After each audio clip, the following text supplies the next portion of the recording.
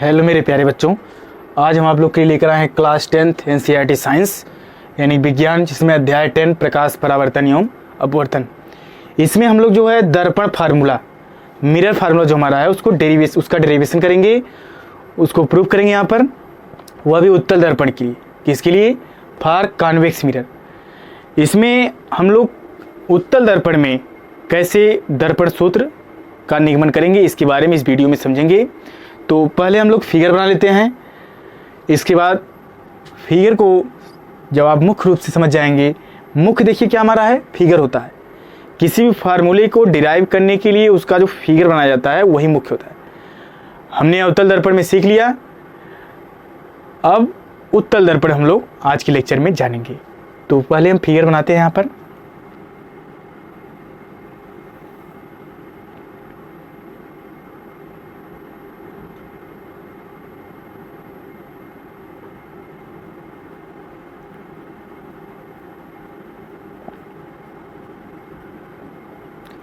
यह आपका उत्तल दर्पण है। इसके मध्य बिंदु को जो हम ध्रुव बोलते हैं आपको पता ही है, यह आपका P है।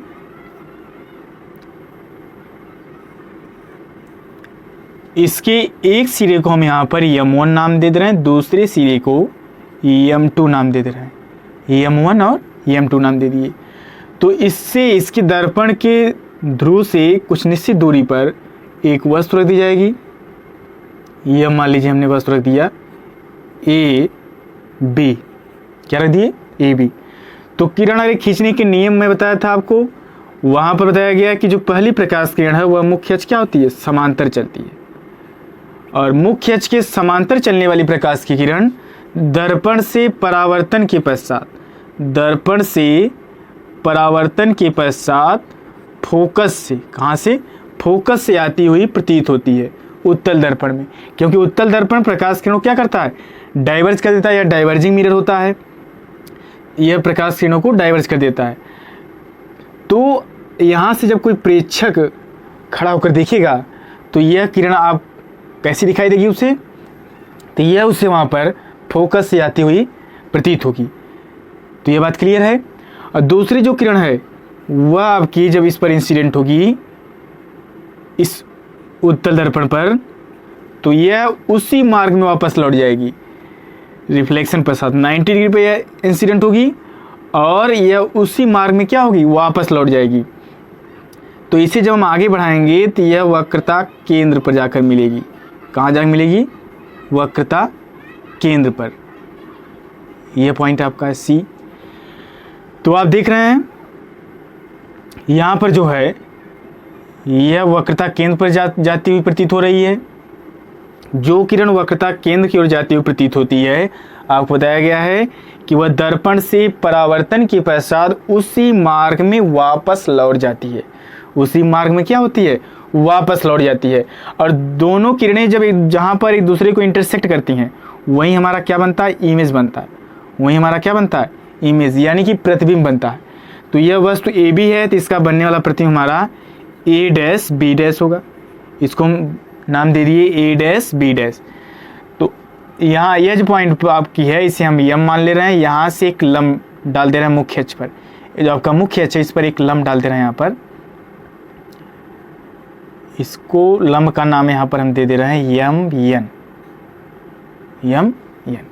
तो आप देख रहे हैं यहाँ पर जो हमारा त्रिभुज दिखाई दे रहा है ABC, और इसी ABC त्रिभुज में आपको A', B', इसी त्रिभुज के अंदर आपको यह त्रिभुज दिखाई दे रहा है A', B', और यह एंगल यह दोनों त्रिभुज में आपको मिल रहा है। तो यह आपका कॉमन एंगल है। और यहाँ जो एंगल आपको यह बन रहा है यह एंगल राइट एंगल है, समकोण, और यह भी एंगल आपका क्या है, समकोण है। ठीक उसी प्रकार यह आपका समकोण, यहाँ पर जब आपने लंब डाल दिया तो यह भी आप क्या मिल गया, समकोण मिल गया। क्लियर है बात? तो यहाँ आप देख रहे हैं कि दो त्रिभुज को लेके हम सिंप्लीफाई करेंगे। पहले ABC और A', B' को, इन दोनों को लेकर हम सॉल्व करते हैं। देखिए यहाँ पर हमें क्या मिल रहा है, त्रिभुज ABC और त्रिभुज A', B' में, त्रिभुज A', B' में, तो यह कोण आपको दिखाई दे रहा है। कोण BAC इक्वल है किसके, कोण B'A' के। क्यों इक्वल है, यह दोनों आपस में क्यों बराबर हैं, तो आप बताएंगे यहाँ पर दोनों क्या है, समकोण है, यानी प्रत्येक समकोण है, प्रत्येक क्या है, प्रत्येक समकोण है, प्रत्येक समकोण है। क्लियर बात। और यह जो आपका है जो C कोण बन रहा है, यह दोनों में बन रहा है, तो यह कॉमन एंगल उभयनिष्ठ है। तो कोण ACB इक्वल हो जाएगा किसके, कोण A'(C)B' के। क्यों इक्वल है, तो आप देख रहे हैं यहाँ पर यह कोण क्या है, उभयनिष्ठ है। तो जब किसी दो त्रिभुज के दो कोण आपस में बराबर होते हैं तो दोनों त्रिभुज आपस में समरूप होते हैं। तो यहाँ पर समरूप, यह दोनों त्रिभुज आपस में क्या है, समरूप होंगे। आप लिख देंगे अतः त्रिभुज ABC समरूप है त्रिभुज A'(B')C के। त्रिभुज ABC समरूप है त्रिभुज A'(B')C के। जब यह दोनों त्रिभुज आपस में समरूप हैं तो इनकी भुजाएं जो है, इनकी संगत भुजाएं समानुपातिक होंगी। संगत भुजाएं क्या होगी, अनुपात में होती हैं, तो समानुपातिक होंगी। यानी इसका लंब जो इस त्रिभुज ABC जो बड़ा वाला त्रिभुज आपको दिखाई दे रहा है, इसका लंब इसमें जो इसी के अंदर जो त्रिभुज A'(B')C इसका लंब, दोनों आपस में क्या होंगे, ये इसका लंब AB/A'(B' कर देंगे, और जो इसका आधार है AC अपान क्या लिख देंगे, इसका आधार A'(C)। यानी आपको मिलेगा यहाँ पर AB/A'(B' is equal to AC/A'(C)। इसे हम बना लेंगे इक्वेशन नंबर फर्स्ट। यहाँ तक बात क्लियर है। अब हम लेते हैं यह त्रिभुज MNF और त्रिभुज A'(B')F। देखते हैं इसमें त्रिभुज MNF और त्रिभुज A'(B')F में, तो देखिए यहाँ पर हमें क्या दिखाई दे रहा है, सेम वही बात दिखाई दे रही है। ठीक उसी प्रकार यह जो एंगल हमारा है, इस एंगल क्या है, बराबर है। क्यों बराबर, क्योंकि दोनों 90 डिग्री पर है। और यह जो एंगल यहाँ बन रहा है F, यह एंगल दोनों त्रिभुज में आ रहे हैं। यहाँ पर MNF और B'(A')F, यह जो एंगल है यह दोनों में है। तो आप कह सकते हैं जो C एंगल से आपको बन रहा है दो त्रिभुज, यह दोनों आपस में, इन दोनों त्रिभुज के लिए हम सिंप्लीफाई कर रहे हैं, एक दूसरे को, दोनों त्रिभुज जो आपस में क्या है, समरूप दिखाई दे रहे हैं। और यह F जो है, यह आप दिमाग में रख सकते हैं कि F जो है इसमें क्या है, कॉमन है, और यहाँ C है, तो इसके जरिए यह दोनों त्रिभुज इसमें आ जा रहा है, और इस C में भी दोनों त्रिभुज आ जा रहा है, तो यहाँ भी यह कॉमन मिल गया आपको, तो F के जरिए यह बन जा रहा है। तो यहाँ पर पहले आप इसको नोट कर लीजिए, समकोण है एंगल MNF इक्वल है किसके, एंगल B'(A')F के।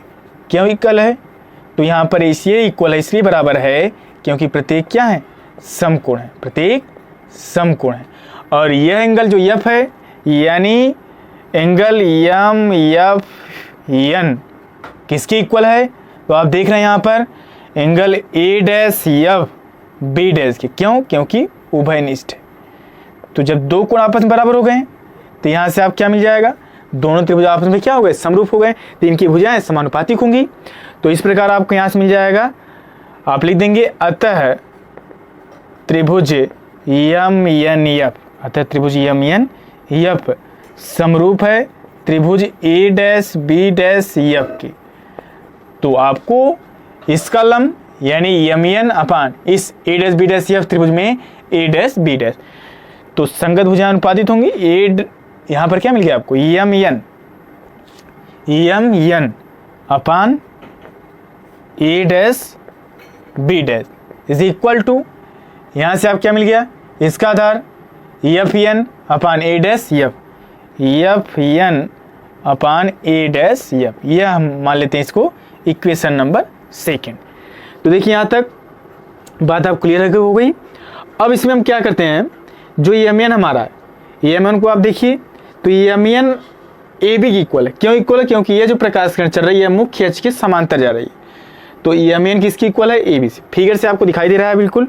तो आप लिख सकते हैं यहाँ पर चित्र से हमें क्या दिखाई दे रहा है, तो चित्र से हमें दिखाई दे रहा है कि जो ए बी भुजा है, जो ए बी है वह आपका एम एन के इक्वल है। तो एम एन के स्थान पे आप क्या लिख सकते हैं, ए बी लिख सकते हैं। तो यहाँ से आपको मिल जाएगा A B upon A dash B dash is equal to F N upon A dash F. इसको मान लेना इक्वेशन नंबर 3।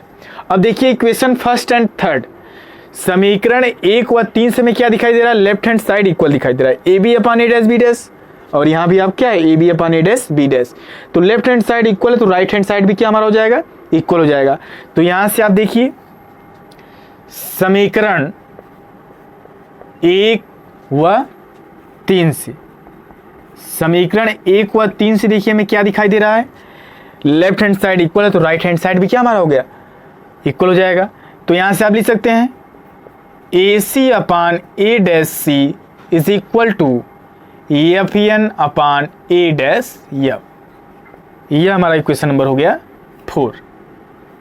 यह इक्वेशन नंबर हमारा क्या हो गया, यह हमारा इक्वेशन 4 हो गया। आगे देखिए यह जो दर्पण है हमारा, यदि मान लीजिए दर्पण का द्वारक क्या है, छोटा है, दर्पण का जो द्वारक है अपर्चर यह क्या है, छोटा है।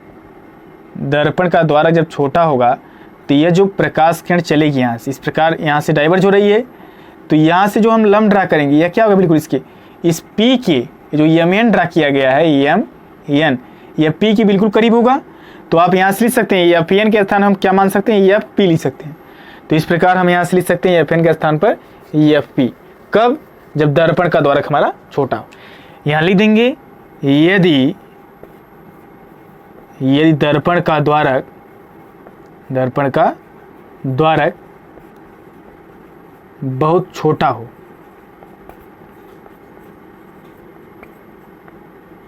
तब F N is equal to F P. ये एन जो बिंदु है ये पी के क्या होगा, निकट होगा।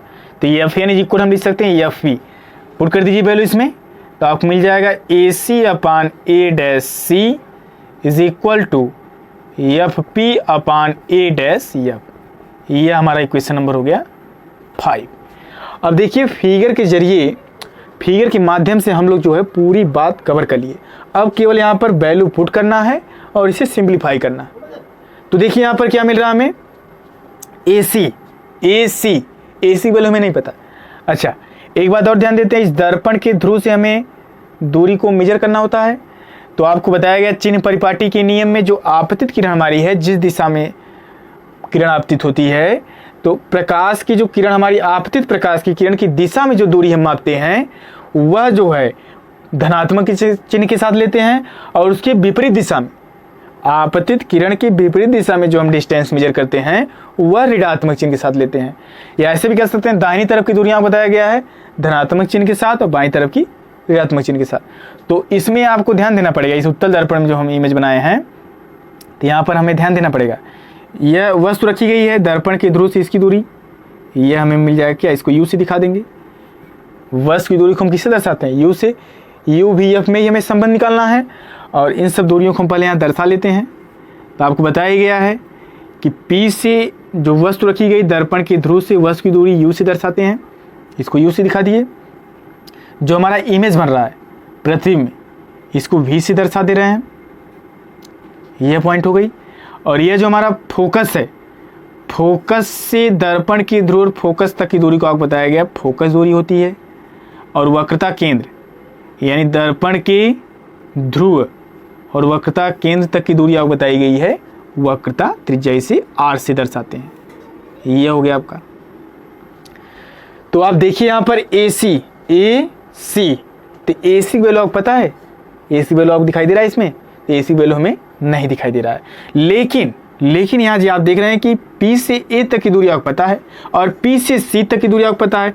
जब P से C तक की दूरी पता है, P से A तक की दूरी पता है, तो दोनों को हम ऐड कर दें तो AC की दूरी मिल जाएगी। तो AC का स्थान पर हम लिख सकते हैं, यहाँ से क्या लिखेंगे, AC के स्थान पर हम लिखेंगे PA plus PC, PA plus क्या लिखेंगे PC upon A dash C आपको दिखाई दे रहा है। तो A डैश C की वैल्यू नहीं पता है, तो ए डैश सी की वैल्यू नहीं पता है, लेकिन हमें पी से सी तक की वैल्यू पता है। तो पी सी से हम पी ए डैश की वैल्यू पता है, इसको निकाल दें तो हमें क्या मिलेगा, ए डैश सी मिल जाएगा। यानी P C minus P A dash, P C minus P A dash is equal to F पे लिखिए, पी एफ लिख दीजिए। तो पी एफ जो कहते हैं लिख दिए, क्यों लिख दिए, क्योंकि पी एफ वैल्यू हमें पता है, फोकस दूरी है। आगे देखिए ए डैश एफ, ए डैश एफ, तो ए डैश एफ आप देख रहे हैं पी से एफ तक की दूरी मालूम है, लेकिन ए डैश एफ की दूरी नहीं दी गई है। तो पी एफ की दूरी पता है, पी एफ से ये हम निकाल दें पी ए डैश को, तो हमें क्या मिलेगा, ए डैश एफ मिल जाएगा। तो यहाँ से हम लिख सकते हैं P F minus P A dash, P A dash. यहाँ तो बात क्लियर है। अब देखिए सब वैल्यू यहाँ पर पता है, केवल आपको ध्यान देना इसमें कि आप जो भी वैल्यू पुट करेंगे यहाँ पर उसको चिन्ह के साथ रखेंगे, और चिन्ह परिपाटी के नियमानुसार आप जो है चिन्ह अप्लाई करेंगे। यहाँ पर आपको बताया गया है कि जो हमारा दर्पण के दाहिनी तरफ की दूरियां हैं, या आप ऐसे कहेंगे जो आपतित प्रकाश की किरण है उसकी दिशा में जो दूरी हम मापेंगे वह धनात्मक, और जो उसकी विपरीत दिशा में मापेंगे वह ऋणात्मक। तो देखिए यहाँ पर पी ए ये आपका क्या है, यू है, विपरीत दिशा में है, वस्तु की दूरी है यहाँ पर, इसको हम लिखेंगे माइनस यू, अब प्लस पी सी क्या है, आर है, रख दीजिए, अपान पी सी आर है, minus P A dash V है, प्रतिबिंब की दूरी है, is equal to P F small F है, रख दीजिए, upon P F small F minus P A dash V है, रख दीजिए। ठीक है, देखिए अब अगली स्टेप हमारा क्या है, वैल्यू हमने पुट कर दिया, और आर के टर्म में नहीं फार्मूला ड्राइव करना है, हमें यू भी तथा एफ के पद में याद करना है। तो एफ के पद में लाना है, तो आर को भी हम एफ के टर्म में कन्वर्ट कर लेंगे। आपको मैंने बताया था फोकस दूरी और वक्रता त्रिज्या में संबंध, तो वहाँ पर जानकारी दी गई थी कि एफ इज इक्वल टू होता है R by two, F is equal क्या बताया गया था, आर बाई टू बताया गया था। तो यहाँ से हम लिख सकते हैं आर इज इक्वल टू क्या लिख सकते हैं, two F, R is equal क्या लिख सकते हैं, टू एफ। यह भी आपको जो डिराइव कराया गया था यह छोटे दर्पण के द्वारा के लिए ही, यानी जब दर्पण के द्वारा क्या हो छोटा तब की केस में आपको यह प्रूव कराएगा। और यहाँ भी हम जो अध्ययन कर रहे हैं वह दर्पण द्वारा क्या लिखा यहाँ पर, यही दर्पण का द्वारा बहुत छोटा हो। तो एफ का जो रिलेशन है आर के साथ, यानी R is equal to F मिला था, तो यह वैल्यू आप आसानी से यहाँ पर रख देंगे, यानी आपको मिलेगा क्या, माइनस यू प्लस आर के स्थान पर two F whole upon R के स्थान पर two F minus V is equal to F upon F minus V. अब यहाँ से हम लोग क्या करेंगे, क्रॉस मल्टीप्लीकेशन करेंगे, तिर्यक गुणा करेंगे। तो देखिए गुणा करने में हमें क्या मिल रहा है, यहाँ से इसका मल्टीप्लाई यहाँ करेंगे, एफ का यू में करेंगे तो माइनस यू एफ मिलेगा आपको, पुनः एफ का किस में करेंगे, टू एफ में करेंगे तो प्लस टू एफ स्क्वायर मिल जाएगा आपको। अब देखिए v बचा है, माइनस वी का माइनस यू में करेंगे तो माइनस माइनस प्लस हो जाएगा, यू वी मिलेगा आपको, माइनस वी का गुणा टू एफ में करेंगे तो माइनस टू वी एफ मिल जाएगा आपको। पुनः एफ की मल्टीप्लाई इधर करना, आप एफ का गुणा टू एफ में करेंगे तो इज इक्वल टू मिल जाएगा आपको, क्या मिलेगा, तो टू एफ स्क्वायर मिल जाएगा। एफ का गुणा माइनस वी में करेंगे तो माइनस वी एफ मिल जाएगा। यहाँ तो बात क्लियर है। अब आप देख रहे हैं टू एफ स्क्वायर और टू एफ स्क्वायर पॉजिटिव चिन्ह के साथ है, धनात्मक चिन्ह के साथ है, तो एक दूसरे से क्या हो जाएंगे, कैंसिल हो जाएंगे। आगे देखिए आप क्या मिल गया यहाँ पर, यू भी पॉजिटिव, इसको इधर लिख लेते हैं, U V minus U F is equal to minus two V F, और यहाँ पर क्या है माइनस वी एफ। इस माइनस टू वी एफ को उस तरफ ट्रांसफर करेंगे तो आपको प्लस में हो जाएगा, यहाँ पर मिल जाएगा क्या, टू वी एफ, और माइनस वी एफ पहले से है तो टू वी एफ से वी एफ जाएगा, वन वी एफ बचेगा। तो यहाँ से आप क्या मिल जाएगा, यहाँ से देखिए आप क्या मिल जा रहा है, U V minus U F is equal to V F. Okay, अब देखिए हमें क्या है, इसको भी हम उधर ट्रांसफर कर देते हैं, माइनस के साथ उधर भेज देते हैं इसको, तो क्या मिलेगा, U V is equal to U F plus V F. अब यहाँ पर हम क्या करेंगे, दोनों पक्षों में यू वी एफ से भाग दे देंगे, दोनों पक्षों में क्या करेंगे, यू वी एफ से भाग देंगे।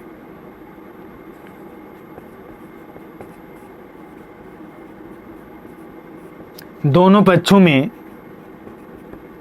UVF से भाग देने पर,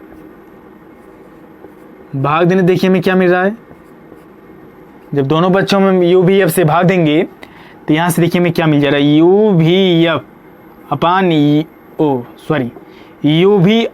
UVF, UVF से भाग देना, UV ऊपर है तो UV upon UVF is equal to UF upon UVF plus VF upon UVF। देखिए यहाँ पर UV से UV क्या हो जाएगा, कैंसिल हो जाएगा, और UF से UF कैंसिल हो जाएगा, यहाँ VF से VF कैंसिल हो जाएगा, तो हमारा बच क्या गया, तो 1 upon F is equal to 1 upon V plus 1 upon U। यह फार्मूला आपका डिराइव हो गया। देखिए अवतल दर्पण में जो हम लोग प्रूव किए थे सेम यही फार्मूला मेरा था, केवल फिगर चेंज था, स्टेप आपका जो है चेंज था। यानी आप उत्तल दर्पण प्रूव करिए या अवतल दर्पण में, फार्मूला आपको सेम मिलेगा। इसे हम दर्पण सूत्र के नाम से जानते हैं। यह 1 upon F is equal to 1 upon V plus 1 upon U। जब भी कोई आपसे पूछता है कि दर्पण सूत्र बताइए तो आप यही बताएंगे। वहाँ यदि निश्चित कर देता है कि उत्तल दर्पण के लिए प्रूव करिए तो उत्तल दर्पण की सहायता से आप प्रूव करेंगे। अवतल दर्पण लिखा आता है तो अवतल दर्पण के लिए हमने पिछले वीडियो में बताया आपको, उसको आप देख लेंगे। आप प्रत्येक वीडियो को देखिए। पिछले वीडियो में मैंने आपको UVF में रिलेशन बताया है अवतल दर्पण के लिए, यदि आप उसको नहीं देखे हैं तो आप उसे भी देख लेंगे और इस वीडियो को भी आप देखेंगे। और देखिए एक बात आप लोग ध्यान देंगे कि ये जो फार्मूला आपको डिराइव कराया जा रहा है, जो भी फार्मूले आपको डिराइव कराए जा रहे हैं सबको आप नोट करेंगे और आप स्वयं जो है इसको प्रैक्टिस करेंगे। 2 बार 3 बार इसको आप प्रैक्टिस करेंगे तो यह पूरा डेरिवेशन आपको समझ में आ जाएगा। मुख्य आपको बताया है यहाँ पर, मुख्य यहाँ पर आपको बताया गया है कि यह जो फिगर आपका है यही मुख्य होता है। फिगर आप समझ गए तो पूरा डेरिवेशन आसानी से कर ले जाएंगे। तो उम्मीद है यह आपको वीडियो पसंद आई होगी, यह फार्मूला आपको समझ में आ गया होगा। यदि आपको कोई इसमें समस्या हो तो आप उसे कमेंट बॉक्स में कमेंट जरूर करेंगे। तो आज की क्लास मैं यहीं पर समाप्त करता हूँ।